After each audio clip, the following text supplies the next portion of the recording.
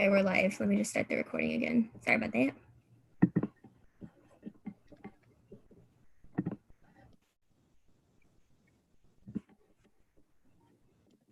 Yeah, you're good. It's live. I see on my end. Okay. And I'm sharing my screen right now. All right, and we're ready to go. Okay, I call this meeting to order at 3:40 p.m. and we'll start off with roll call. Since Francis is in here, I'll do it.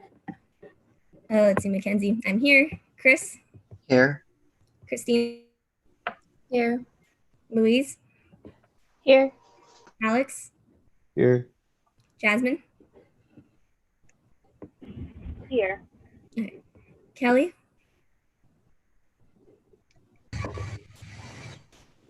Okay, I saw her, but I didn't hear her. Emmanuel? Present. Okay. Kyle? Here. And David? Here. Okay, now that we've established quorum, I'm going to recognize that we are conducting business on native land and we should be respectful of those who came before us and offer a moment of silence.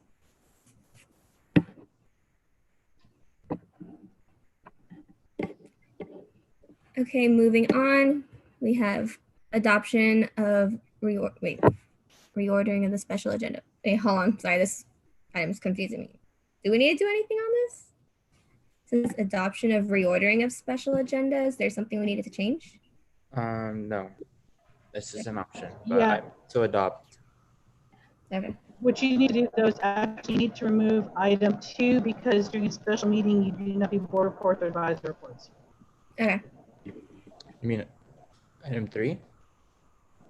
Oh, 3, sorry, 3. Okay. Well, I move to adopt the agenda with the noted changes. Okay. We have a first by David. Do we have a second? A second? Okay, that was Louise, right? Okay. Sorry, I'm just writing this down. All right, I'm gonna bring it to, or can I just ask if there's any opposed to getting it quicker, or do I need to go one by one? Because we're remote, you have to do roll call for every vote because people can't see who's present and voting. Okay. I bring this to roll call vote. Chris? Aye. Christina? Aye. Louise? Aye. Alex? Aye. Jasmine? Aye. Kelly? Aye. Emmanuel? Aye. Aye. David? Aye. All right, motion passes unanimously. Moving on to our action items. This is brought to us by Christina and Jasmine. We will be going over the approval of the PCC Associate Students ICE Deportation Policy Statement. And I'll hand the floor over to you two. I don't know if Jasmine's here. I think she might be at an appointment. Oh no, she's here. Never mind. Okay.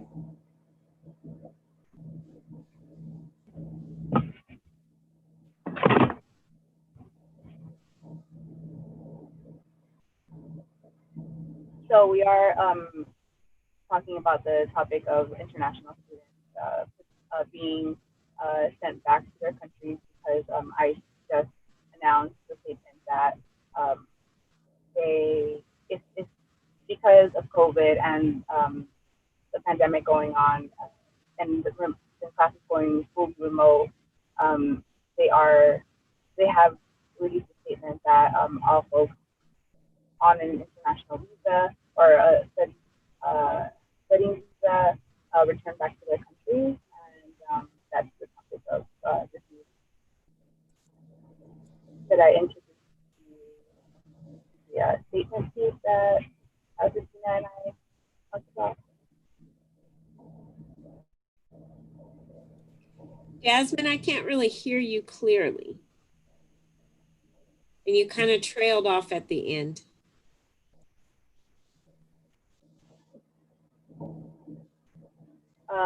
I was just mentioning the statement that was just released by ICE. Can you hear me?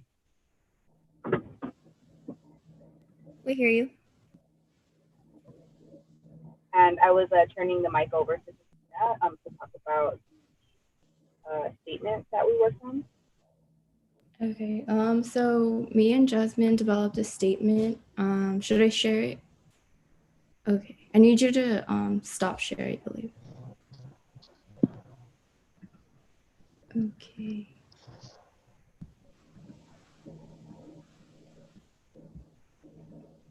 Okay, can you guys all see this? You see it. Okay, so this is a statement me and Jasmine developed regarding the guidelines that was issued by the U.S. Immigration and Customs Enforcement. So should I read it or should we just look through it? If you could read it out loud for the record. Okay, so it says, Dear PCC community, the guidelines issued by the U.S. Immigration and Customs Enforcement regarding temporary exceptions to the student and exchange visitor program unnecessarily put students who have come from around the world to study in our country in a very difficult and burdensome situation. So there are more than 1.5 million active F1 and M1 students enrolled in U.S. schools, and many of them are subjected to abandoning their studies and departing their country. So we, the Associated Students of PCC, are aware of the uncertainty this may cause.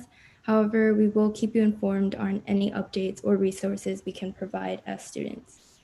So the recent ICE announcement is heartbreaking given that remote instruction is important and necessary in order to protect the students, faculty, and public at large from the current pandemic. The new ICE guidelines limit the available options and undermine the ability of colleges in order to ensure international students to continue their education. The international students have been an integral part of our campus and have contributed greatly to the college's values and have brought many diverse knowledge and experiences to our communities. So we support our international students, recognize and appreciate their contributions to our campus community, and are committed to ensuring their success. As student leaders, we want to offer support to the international students, and we will be reaching out to federal officials, urging them to modify this rule. And we also encourage international students to check their Lancer Point email for guidance from the PCC International Students Office. So the International Student Center will be hosting 2 international student virtual town halls on July 10th from 3 p.m. to 4:30 p.m. and on July 13th from 8 a.m. to 9:30 a.m. to answer any questions. And we also invite everyone to attend. And we also want to challenge our students who may not be directly impacted by the situation to educate themselves and support their fellow peers. So yeah.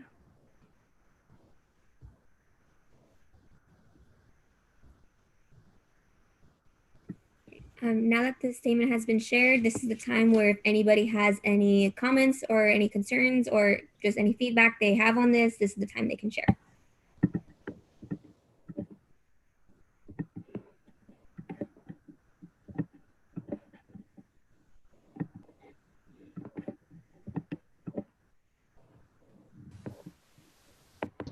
Can you email that to everybody on the board so that when folks have a hard copy or an e-copy on their files?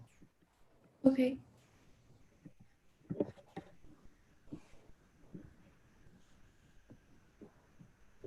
Okay, does anyone have any opinions on this? Whether do you agree with the statement exactly as is? Is there anything that you would like to change or?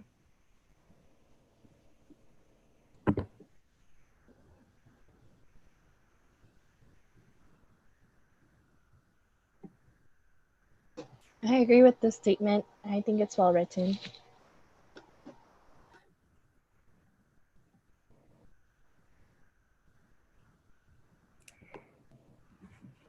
Yeah, same. I think we should approve it and release this as soon as possible because we haven't really put out anything since then. Since this happened.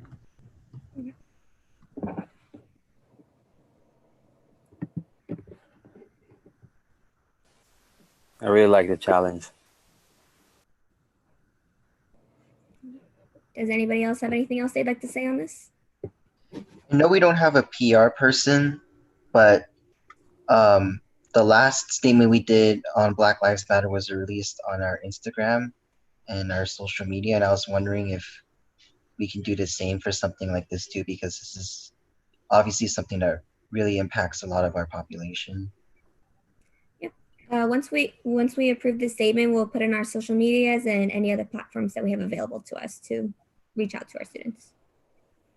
And I think it's really important that when we sit in like shared governance committees or say the academic senate at college council, that we keep reminding, or that we put pressure on admin and we let them know that this is what our views are, and to essentially pressure them to respond. Thank you for that comment. Does anybody else have anything else to say on this matter? As this does represent all of us as an organization, I'd like to hear everyone's feedback on this.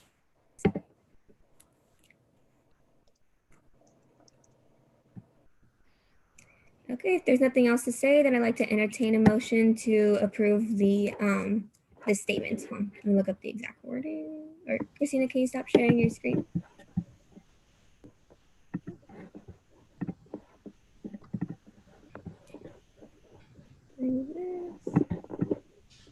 Sorry, I think got stuck.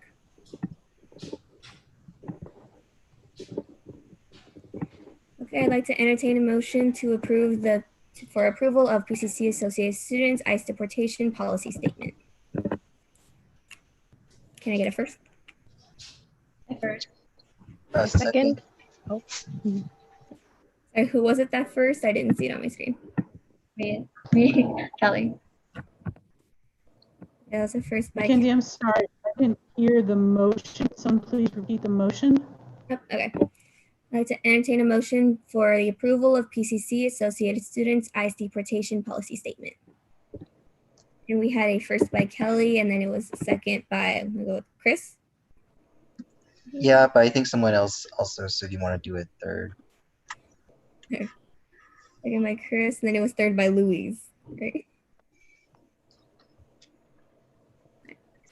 Alright. I'm gonna bring this to a vote. Chris, Aye. Christina, Aye. Louise, Aye. Alex, Aye. Jasmine, Aye. Emmanuel, Aye. Kyle, Aye. David. I think you skipped Kelly. Did I? No, Kelly. Aye. All right. And then David. All right. All right. Motion passes unanimously. All right. Moving on to second discussion item, our AS action moving forward regarding ICE, and this is actually brought to us by Kelly. I'm trying to figure out a way. I don't know what's wrong with my laptop, where I'm like every time I switch to the Chrome version, everything else disappears. But I'm going to try to just email it to you. Maybe that's easier. Okay. Or maybe I could just screen share it or try to do that instead. We can screen share. I'll start sharing my screen. Did we skip item A? Are we on Kelly's item 2? Yeah. B? We're on Kelly's item now. What happened to discussion item A? The first item we had was approving the statement. That's your action item. And then your discussion item A is discussion, go back to your agenda. What am I missing? Wait, was there supposed to be a guest? I think we were gonna invite the guest, but then I don't think either they didn't respond or we weren't able to get her in contact. Oh, so there's Okay. no discussion on that item then? Yeah. So there- you said that there's- Sorry, say again.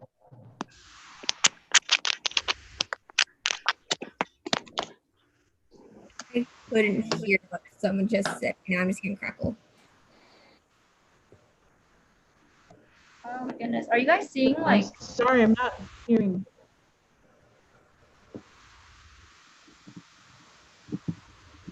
Can you hear me? Yeah, I don't know if it's my bandwidth. So my question is, what was the disposition of item 5, discussion item A? If there's no discussion, you need to address and say no discussion, moving to discussion item B. Oh, sorry. Okay, so Kelly, we're moving forward with no discussion since the rep wasn't able to come, correct? The rep wasn't able to come, but we still were going to discuss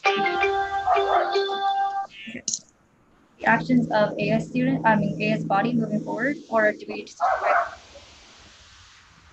Sorry, can you repeat that last sentence? You guys see my screen? No, right now it's showing my screen because I brought up the agenda again. Yes, so I was just saying that the guest wasn't able to come, but would we still be able to discuss AS action board under this item? So I have a question. Who is responsible for action item 5A? Who is responsible for leading that discussion? That's Kelly, Christina, and Jasmine. Kelly, Christina, and Jasmine, is this item happening? The item, sorry, I can't see my computer is glitching right now. Is it the action item that's in regards to AS action moving forward and also the guest? The one before that, ICE deportation policy discussion.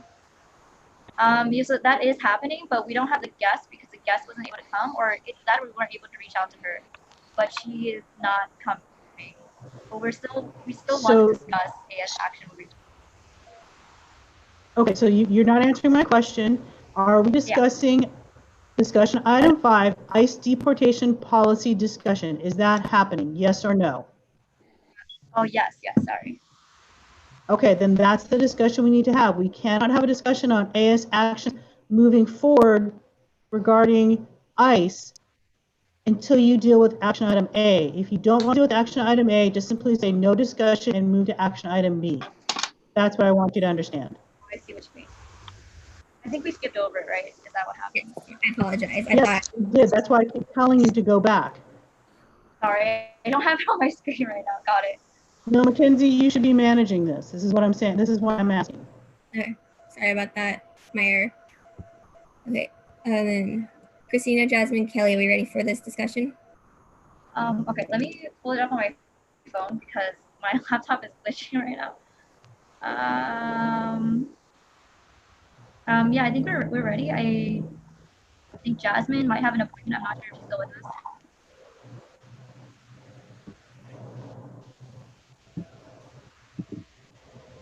So is it my understanding because Olivia Liu's not able to be here, there's item A is not happening? They still want to discuss item A from what Kelly's been telling us. She's just bringing it on her device right now.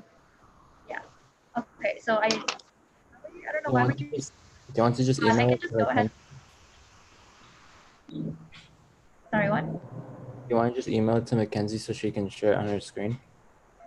Yeah, that's fine.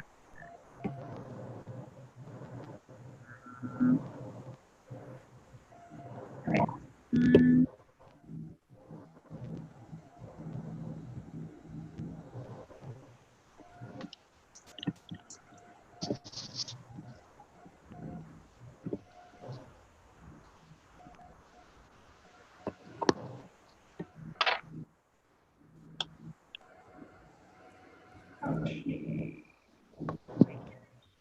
Okay, there we go. So that's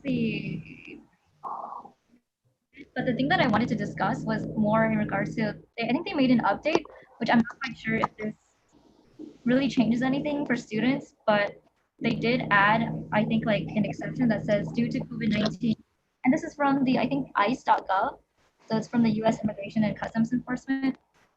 They added a section that says due to COVID-19, SEVP instituted a temporary exception regarding online courses for the spring and summer semesters. This policy permitted non-immigrants for online courses.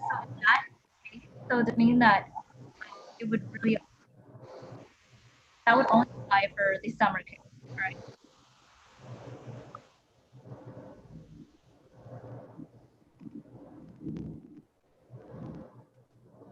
Kelly, what was your question again? I'm sorry. You were breaking up a little. Oh, sorry, I think my internet is like kind of cutting out. Can you still hear me? Yeah, why don't you put it in the chat? Okay. And Kelly, what might be helpful is if you stop streaming your picture, turn your video off because that will increase your bandwidth. Okay, that's true. I'll do that right now.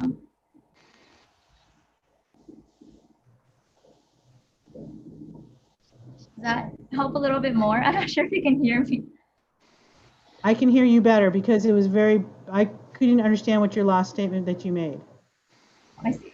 Okay. So yeah, I think me and Christina just wanted to give like a brief summary or introduction to what this is. But I think most of us already know that they're forcing immigrant students, or not immigrant students, it's just people that have non-immigrant status, I believe, that have student visas, back to their countries, or either not letting them in or forcing them back because they are not allowed to take fully online courses, as opposed to what they were allowing during COVID-19 in the spring I think spring and the summer. So during the spring and the summer, they were allowing online courses due to COVID-19.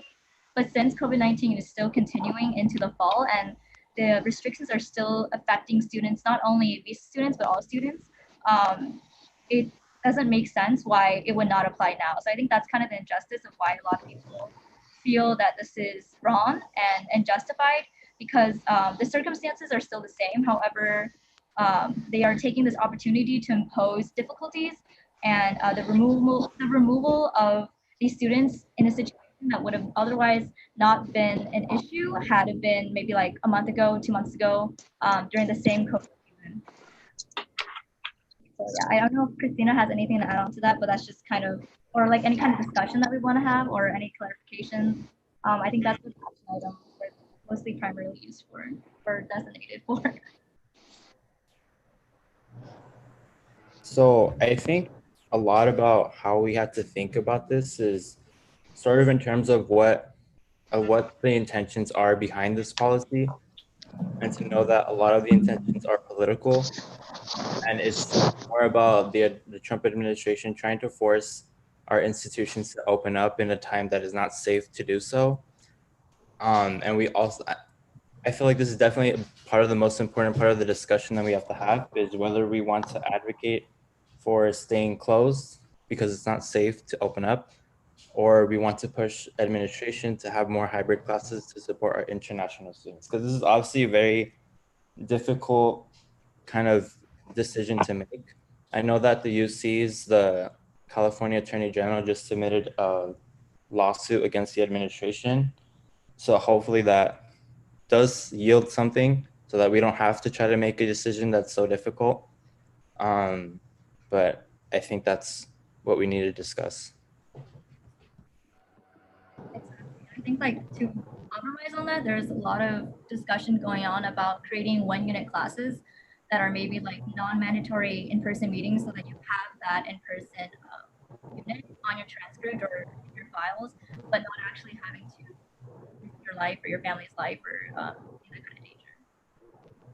And I think a lot about what the difficulty of doing that is, because so ICE is completely responsible for this policy, and they have to approve what constitutes a hybrid class or an in-person class. And so these classes have to be made according to their own regulations, and it's definitely very difficult.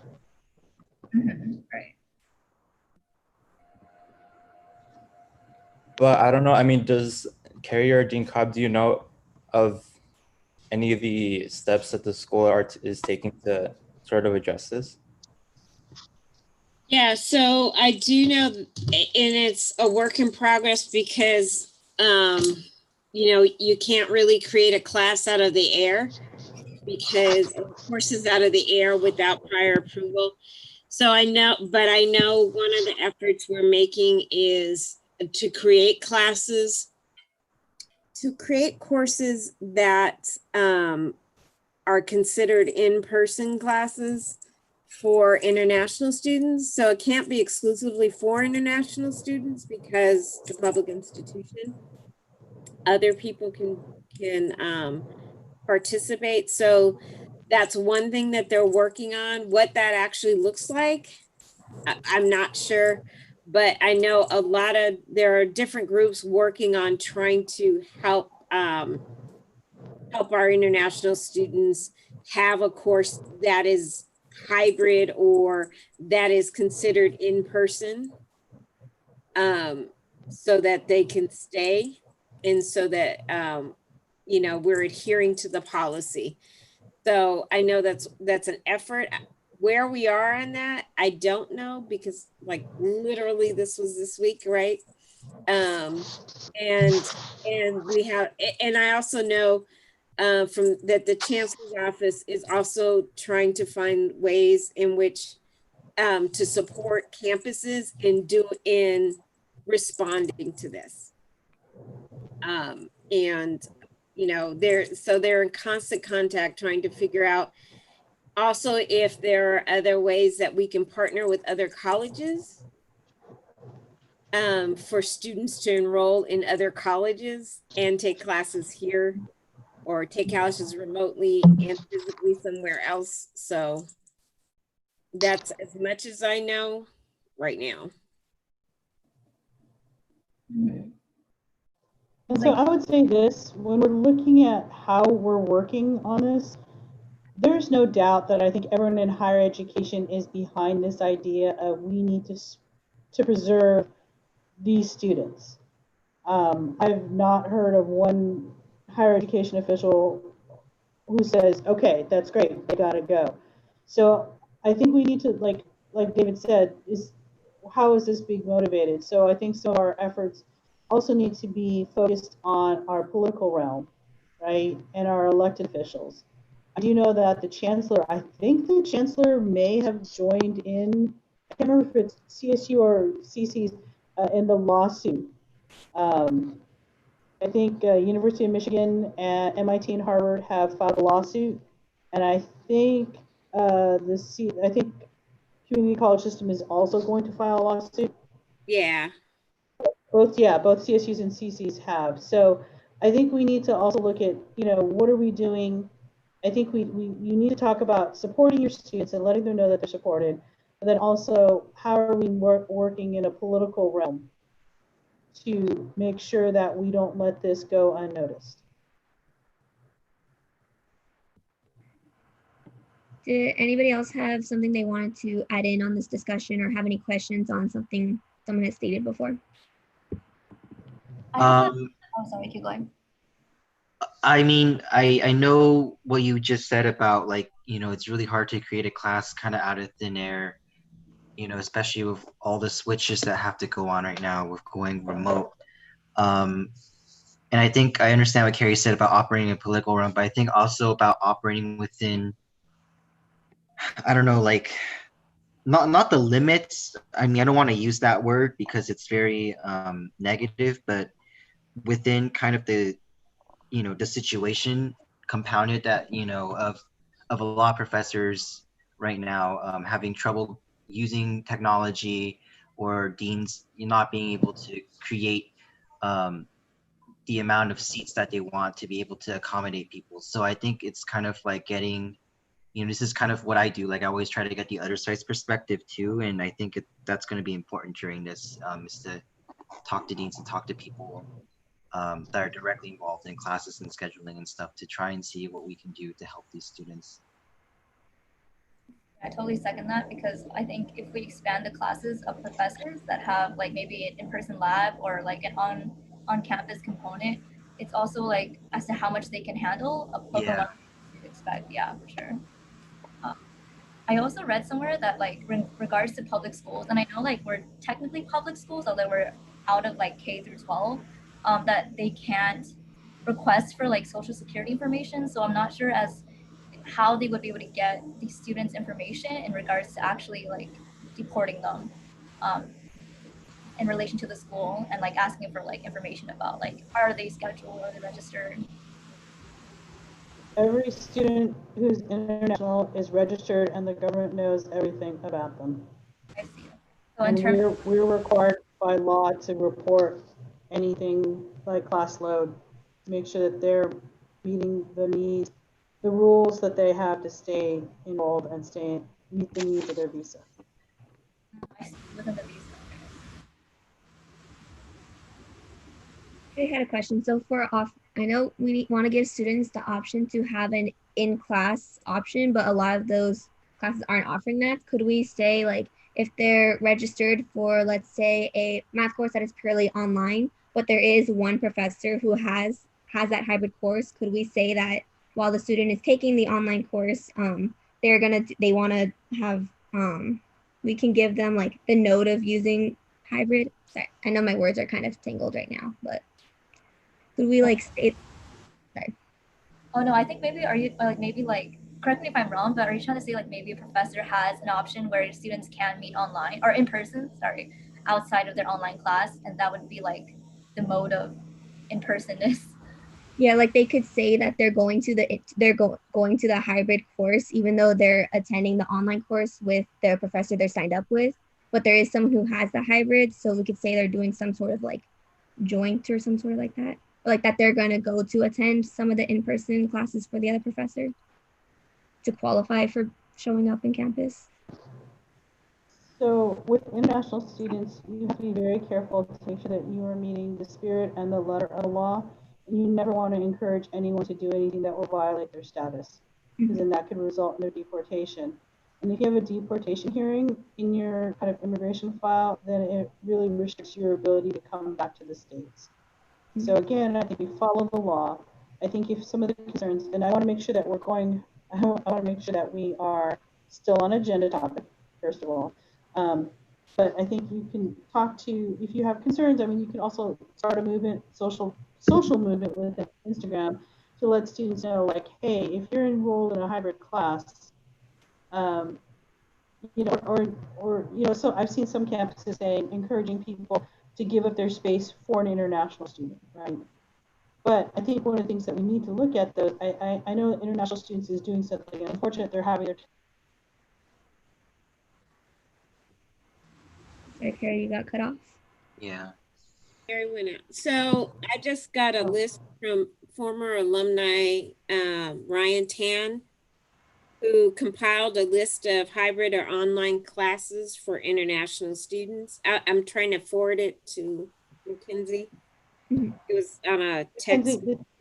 It's on our, I sent it to the IG account, and it's on Dion's account. So I sent that. Yeah, the list. Okay. So Dion sent it to me the other night. So I sent it to ASPCC IG.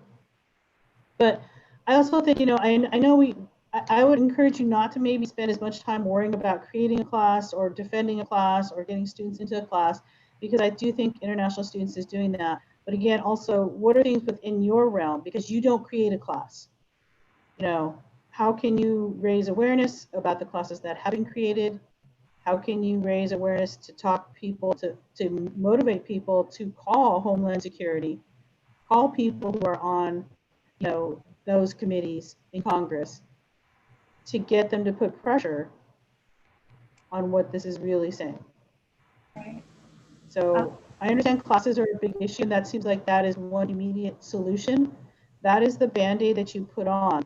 But what is the solution to this? The solution is reversing this rule. Right. Yeah. And I think, oh, sorry, David.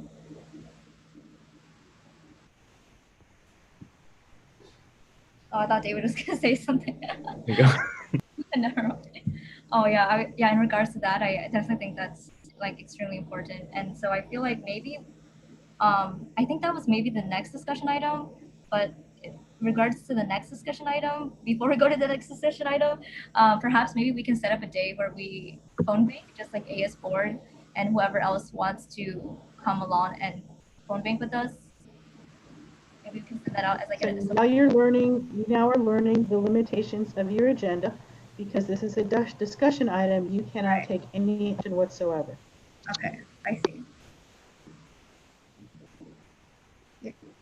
Before we move on to action, if we have any other items for discussion, now's the time we can bring it up. If there's nothing else anyone wants to add to this, we can move forward.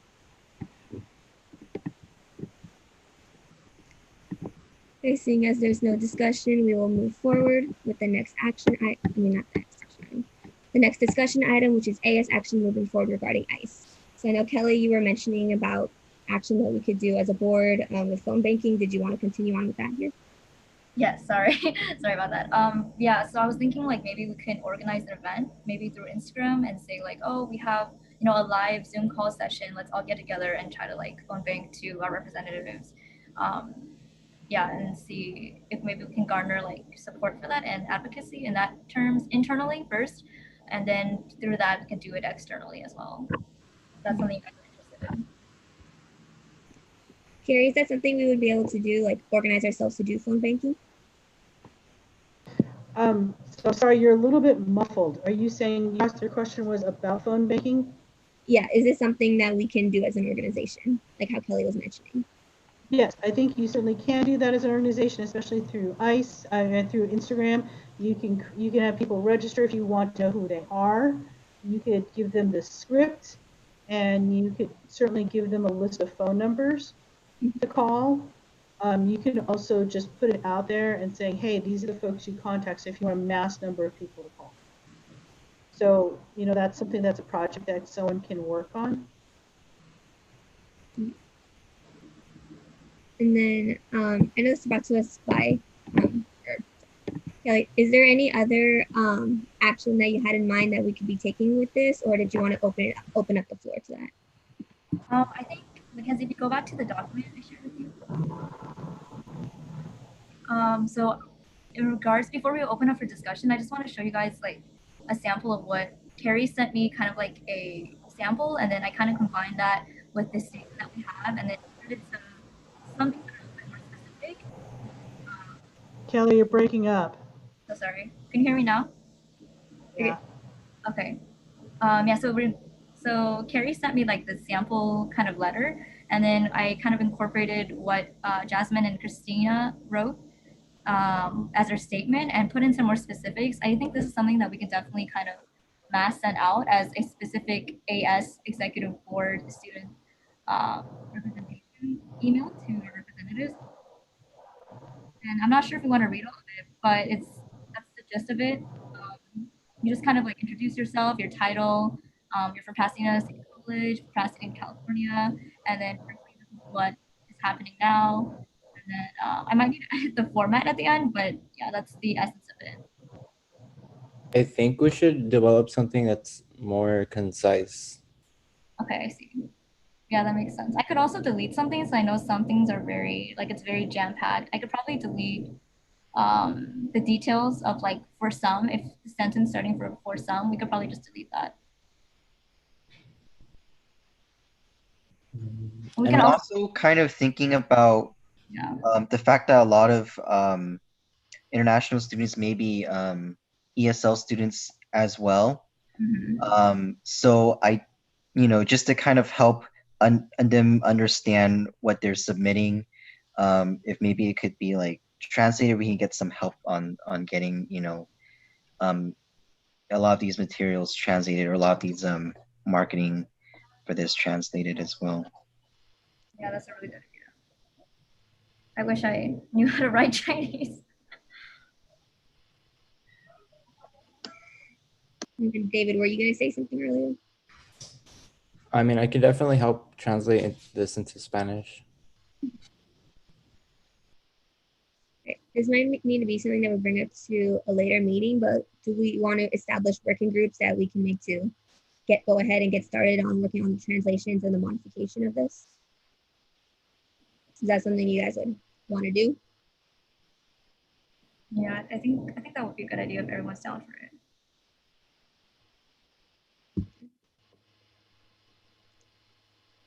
Okay, at this point, we'll open up the floor and discussion to this. I know we've talked about 2 different ways that we could take action moving forward with this. Did anybody else have any other ideas on what they think we can do individually or as an organization to help our students?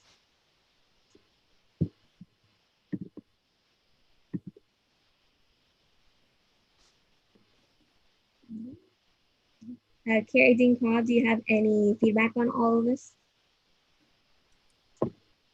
So this is all really kind of small for me to see. So Sorry, I think it's, so I feel like I agree with David. I think it's a lot. I think you need to pare it down. I deleted kind of the more like the numbers sort of it, and now it's more just like the. Okay, I see it now. So it should be a lot shorter now, yeah.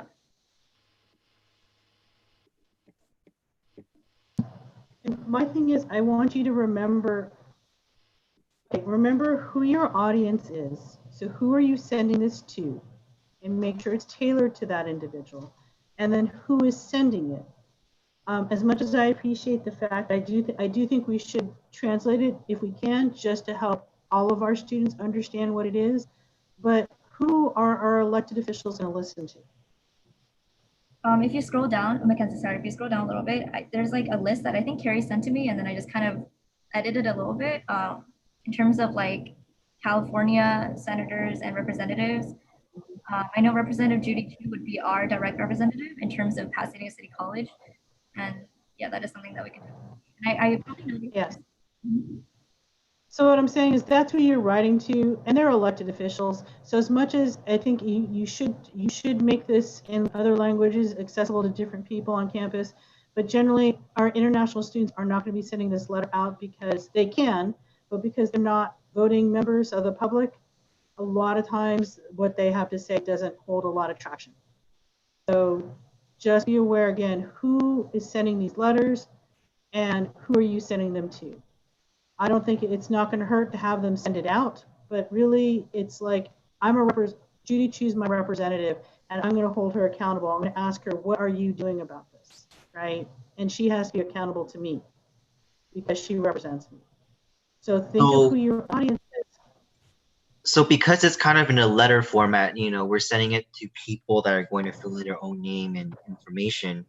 But would it maybe be better if it was in a format of something like a petition? Is that maybe what you're suggesting? So that instead of having them, you know, put the effort in, and I know you said about, you know, who's on the other side of this reading this and that international students don't have much clout. If we, you know, have a list of validated signatures of our students,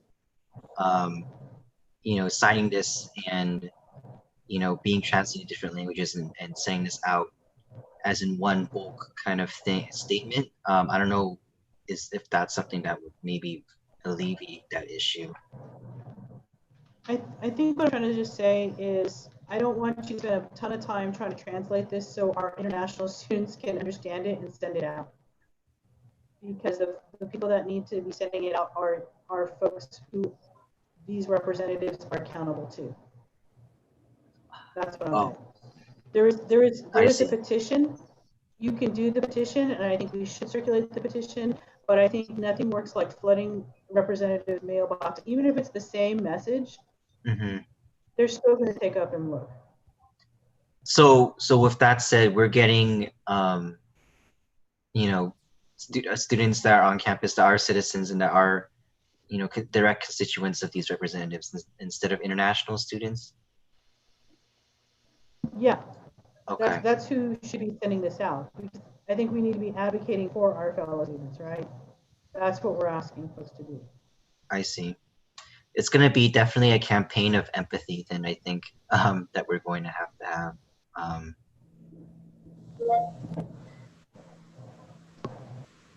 I think most effectively when we're talking about advocating for our students, we could do that most effectively locally. And again, like I said, in shared governance committees like College Council, Academic Senate, the Board of Trustees, those are the most immediate ways that we could advocate for this. So I think that's sort of what we should try to tailor our advocacy to. Thank you for your comments and feedback. Did anybody else have anything else they wanted to throw in this discussion on what action that we could be taking on this matter?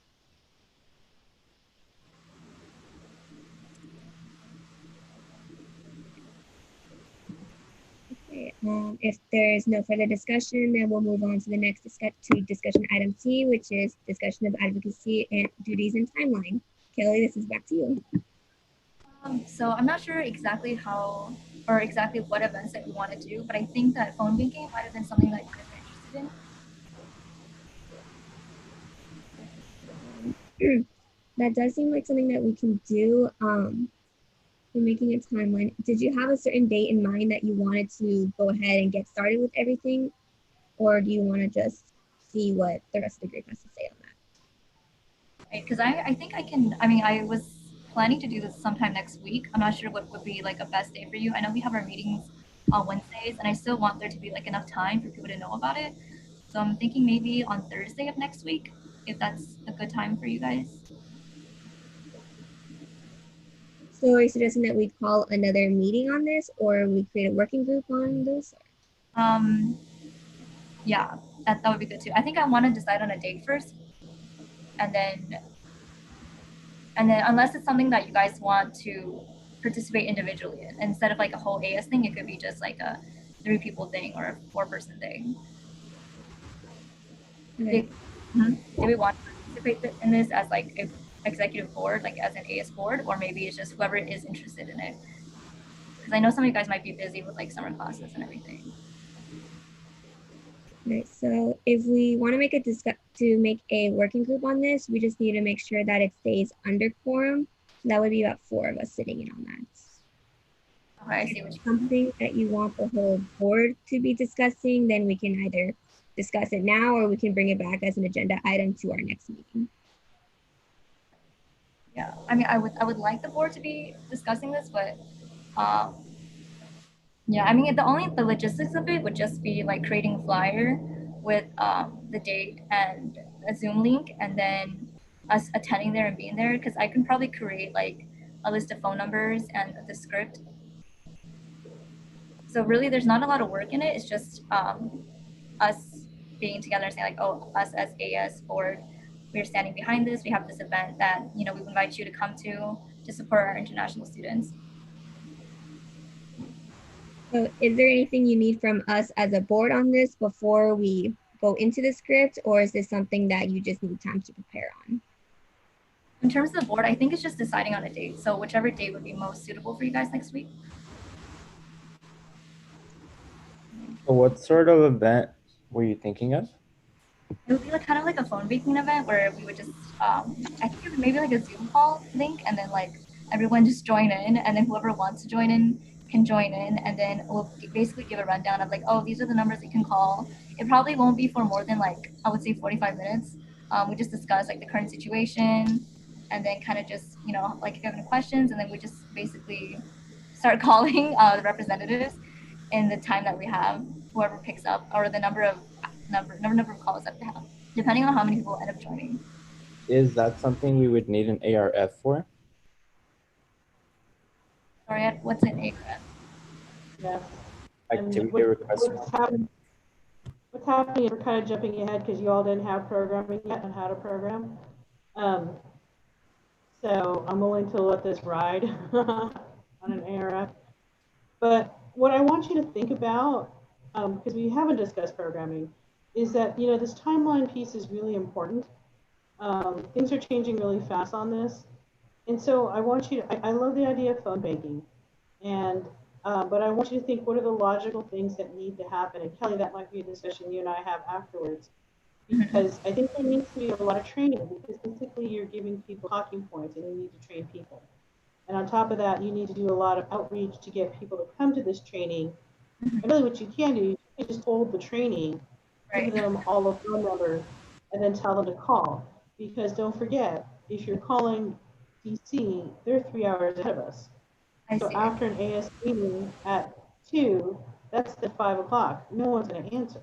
Exactly. So, you know, I want you to start thinking logically about doing this, and then the steps that need to happen. I see. So, yeah, like, because I know we have our meetings on Wednesdays and Fridays, we could just do it on a Thursday. And then in terms of the training, it would be just like the script, and then the first like maybe 5 minutes, I could just give a rundown of like what to expect. But I know that it's kind of like very sudden, especially for people that might not be experienced in making. But I think that, I don't know if we prolong the situation and we make it like a multi-step process. Like, you have to join this session to learn about this, and learn about another session to then actually do the deed. I feel like we might not be as effective that way, but I totally understand that definitely. No, I don't think you have them do a multiple session, but I think you need to have this mapped out in your head. And from what I've heard, I think there's still some gaps in your planning. So that's why I want you to timeline this out. I see. Yeah, I was definitely thinking like on Thursday. I'm not sure which time would be best, but definitely hearing you say about the 3 hour difference, I would say maybe like in the morning at like 10 10 a.m. and So this is my other thing. I do like this idea, and I think you all can make this happen. But I'm also going to challenge you. Why does everyone need to be in one space at one time to phone bank? exactly. Can you not train everybody and give them the list of phone numbers and say, please call before the end of the day? That's true. That's really smart. Yeah, I thought maybe we could make it like an event, like a get together event. But yeah, that makes more sense. You're going to have them as a get together event to train them. Right. Exactly. Okay. Yeah. And you can do this multiple times. Mm-hmm. That's true. So, does anyone else here on this call have experience phone banking that could give us some advice?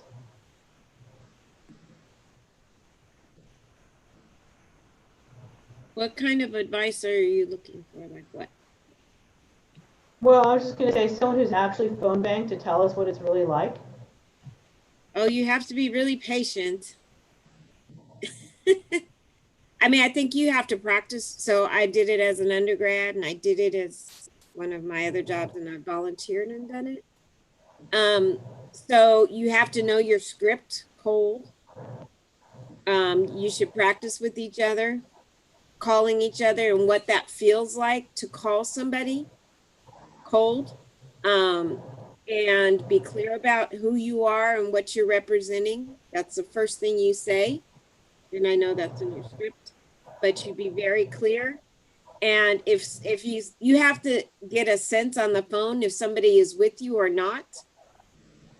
And then the more calls you make, you'll figure out a way how to condense this script.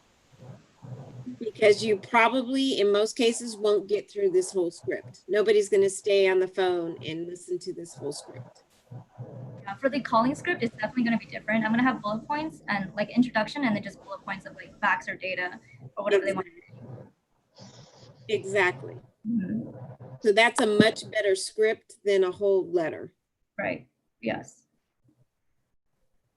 Okay. Hearing that there's a lot of sort of like planning and fine detailing that needs to be figured out, do we want to bring this back at another meeting then, either like on our training or maybe not this Wednesday since the agenda already went out, but the following Wednesday? Or what should we do on this? I don't want to like prolong this any longer if possible, because I feel like if we wait till next week, it's just going to be another like 2-3 weeks before we can start on this. And by then, I think fall semester would have already begun. If possible, I can just create the script within like the next 20 minutes and just in terms of just like having the bullet points and like condensing this. And then really it's just about setting a date for when you guys are available next week, probably, possibly for like a training. Or honestly, if you guys like, honestly, I don't think everybody needs to be there. Like I could probably just do this myself. But if it's like, if I feel like this is something interesting to you guys, maybe I want to make it on a day where you guys could come and participate and show like support. So if we can always set up a doodle and send it out to the entire board and see when everyone is most available, and that way you can just run everything by all of us at once, and anyone who can't make it, we can have a separate phone call with them just to sort of go over with everyone how to do speaking on the phone. Like you'll hear like even I have a hard time speaking on this sometimes, and I'm speaking just my own thoughts. So we can always arrange it that way too. Mm-hmm. Yeah, for sure. Kelly, sorry. Have you talked to Olivia Liu? Is that the international students director? Yes. Okay. I haven't had a chance to yet. Is there something specific that you would like me to? So this is the question about hubris in politics. Uh-huh. Are you the content expert on this whole experience? No. Have you done any research or talked to anybody who is? I've done some research, but I haven't communicated with experts. So then it's like we are doing for people what we think is best without contacting them. Right. So while I agree that this is probably a good thing, we have not talked to the people that we're doing. So we are doing things for people and we're saying, here, this is the best thing for you. We haven't talked to you to see if this is what you need, right? Mm-hmm, but we're going to do it anyway. So I agree, this all needs to happen. It needs to happen quickly. But I'm just saying, again, there's stuff that you need to do. I see. Okay. So yes, I think we plan. I think, I don't know if you can pull your agenda back or if you just want to set up another agenda item, another agenda for afterwards. So, you know, because your agenda already went out, but if you have action items you need to take vote on. So I don't know if you want to go ahead and just put this on as another special meeting for after Wednesday. Mackenzie, what do you think? I'm okay with doing a special meeting afterwards if everyone is still available, because I know some people have like work and everything. Everyone, we have quorum, then we can do it right after. You only need 6. Okay, yeah, we can arrange a special meeting for afterwards to go to discuss on this. Yeah. So, I mean, where you're going is good. I like it. I think it's going to work. But again, I think there's some pieces. And you can't, at this point right now, move forward because this is a discussion item. So you can time things out, but you can't Finalize. take action. See you later, Dean Cobb.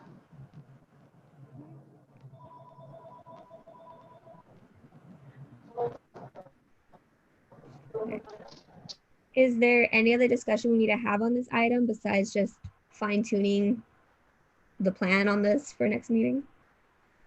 I had another item that was under this discussion, or not like just under this discussion in general, in terms of like, I mean, like in terms of sending emails to representatives, is that something that we kind of all stand behind on, or is that something that I should consult with the with Cynthia, I believe her name is?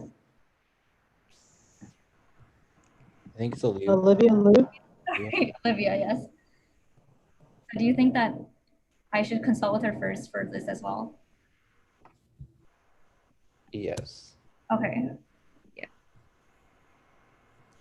And I definitely think that's a discussion you should have with her as to like what, in terms of advocacy, what does she believe would be the most effective for international students? Okay, I see. And then she's the one that sent us the email today, right? The announcement through PCC. Yeah.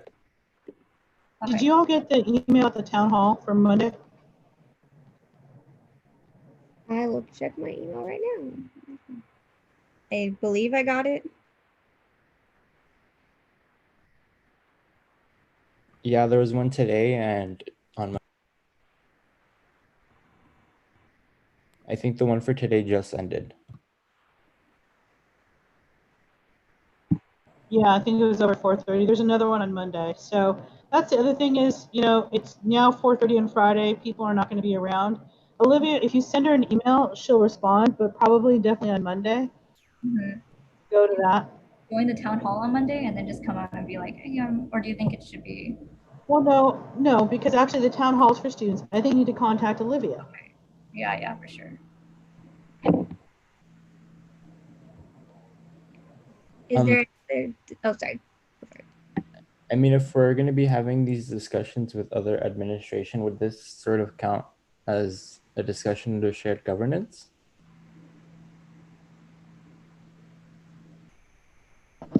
So wait, are you talking about like for the next meeting? Because I guess that would eliminate the need for a special meeting.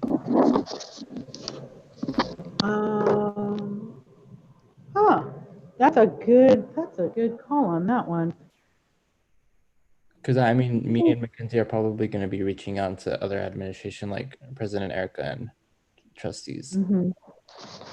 It's already being discussed during our board report. Shared governance is where we would bring it up. We don't take the action during that. Not to take action, I mean to discuss it. I think you all need to take action though.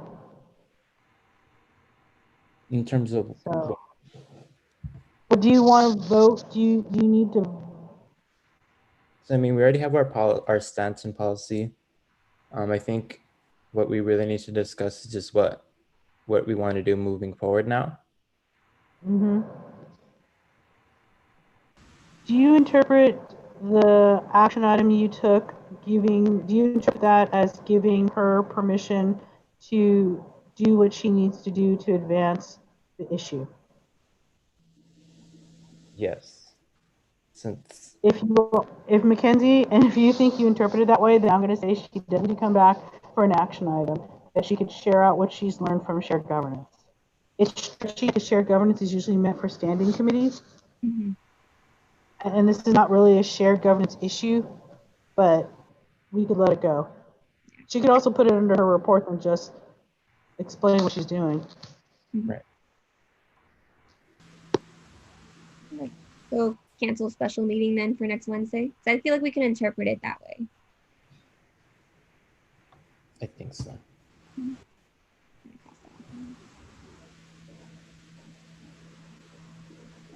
Mackenzie, can you scroll up to action item A? Oops, stop right there. Statement to abolish. Our statement, did we need to bring up the You're statement? stretching it. You're stretching it. Unless we want to get into for what the statement said, because it was saying how we're supporting and trying to advocate. So if we get into the details of what was in the statement. No, I'm going to say you're... Mackenzie, let's talk after this meeting so we can figure out how to work this. Okay. What we need to do.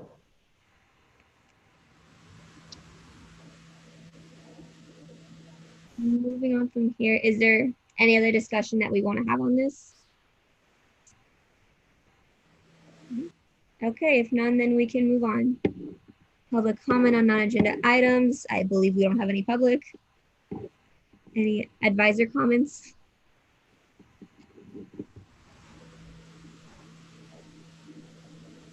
Gary, did you have any comments you wanted to throw in? Sorry, unmuted. No, there's no public, there should be no advisory comments or no announcements under special meetings. Okay. If that's all we have, then I'd like to entertain a motion to adjourn this meeting at 4:42 p.m. I move to adjourn. A second. Okay, first by David, second by Luis. Yes. Okay. I'm gonna bring it to a vote. Alex, Aye. David, Aye. Tina, Aye. Chris, Aye. Luis, Aye. Kelly, Hi.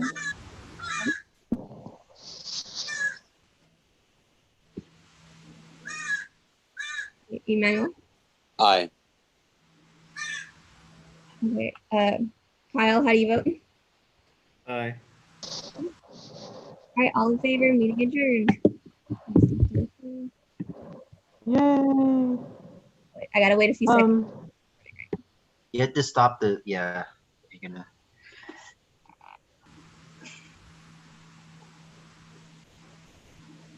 So, couple questions. I don't know if would it help if we got people headphones with mics, because I was struggling to hear a lot of people. I was The YouTube stream is still hot for me, so I don't know if it's shut off yet or not.